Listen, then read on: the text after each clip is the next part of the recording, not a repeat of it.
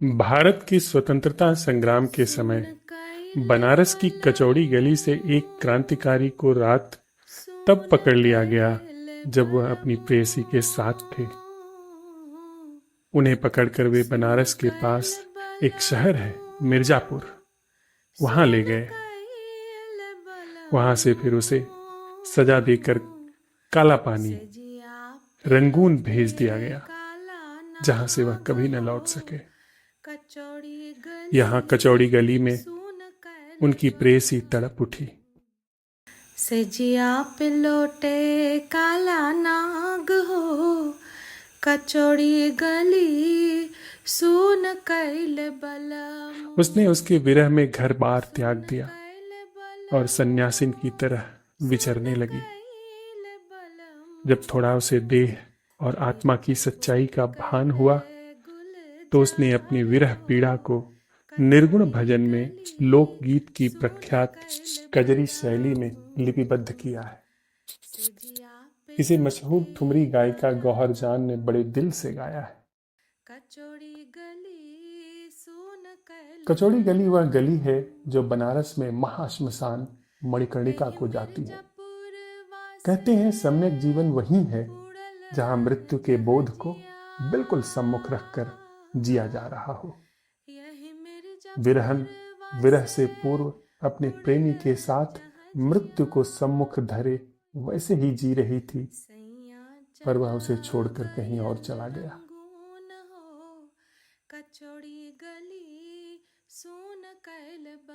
वह कह रही है कि प्रियतम, तुमने यह जीवन की मृत्यु गली तो सूनी कर दी और दूर जाकर मिर्जापुर में बस गए।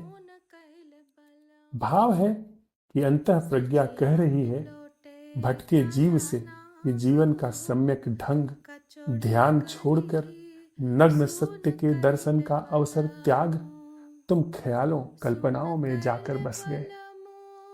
तुम यहां होकर मृत्यु के नग्न सत्य के साथ गलबहियां डाल जब जीते थे तो जीवन गुलजार था। अब तो विषधर काला नाग जीवन शैया पर लेटा है।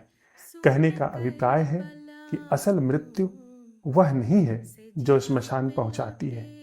असल मृत्यु है प्रमाद में जीना। ख्यालों में जीने में जीवन विषधर से डस लिया जाता है।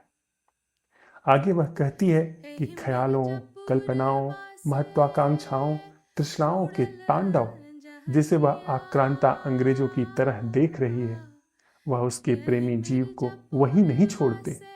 वे अब उसे काला पानी यानी इतना दूर भेज देते हैं जहां से लौटना असंभव हो जाता है। हमारी तृष्णा जीवन से हमें इतना दूर ला पटकती है कि फिर लौटना असंभव हो जाता है। सैया चल गईल रंगून हो, कचौड़ी गली सुन कैल बलमू। पनवा से पातर भइल तोर धनिया हो गोइया। पनवा से पातर भइल तोर धनिया। देहिया गलेला जैसे नून हो, कचौड़ी गली सुन कैल बला। वह विरह में पानी जैसी दुबली पतली हो चली, अर्थात जीवन प्रेयसी जीव के बोध के अभाव में बिल्कुल कृशकाय क्षीणकाय हो चली है। वह प्रेमी के बिना नमक जैसी गल रही है, अर्थात बोध के ध्यान के बिना जीवन नमक जैसा चुपचाप गलता छीजता जा रहा है। हथवा में होत जो हमरी कठरिया है, हथवा में होत जो हमरी कठरिया। आगे वह कहती है कि मेरे पास कटारी होती तो मैं प्रेमी को काला पानी भेजने वाले गोरों का खून कर देती। अर्थात मेरे पास अगर कीमिया होती, ध्यान की कला होती, तो जीवन को उजाड़ने वाले, सत्य से विमुख करने वाले प्रमाद को जड़ मूल से काटकर अलग कर देती।